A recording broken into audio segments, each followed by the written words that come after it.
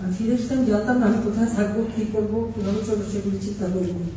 শুধু আমার পাওয়ার কাপড় চোপড় দুটো সুটকেস নিয়ে তুলকে নিয়ে চলে এসেছি। তারপরে যাত্রা শুরু। আওয়ামী লীগের হাজার হাজার নেতা কর্মী দলটাকে গোছানোর চেষ্টা করেছে। আর একটা প্রত্যয় নিয়ে এসেছিলাম যে আমরা সারাটা সময় কষ্ট করেছি, যে মাত্রাচার সহ্য করেছি। আওয়ামী লীগের অগণিত নেতা কর্মীরা দিনের পর দিন জেল কেটেছে, ছেলেমেয়েরা কষ্ট পেয়েছে।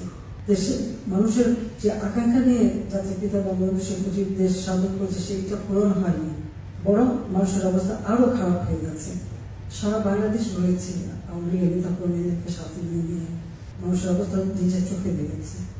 আজকে বঙ্গবন্ধু শেখ মুজিব নেই, কিন্তু বাংলাদেশ এইটুকু বলতে পারি কিছুটা হলেও তিনি যে আকাঙ্ক্ষা নিয়ে দেশ স্বাধীন করেছিলেন এবং যে মুক্তিযুদ্ধের চেতনা নিয়ে দেশ স্বাধীন করেছেন, কিছুটা হলেও সেটা আমরা বাস্তবায়ন করতে পেরেছি।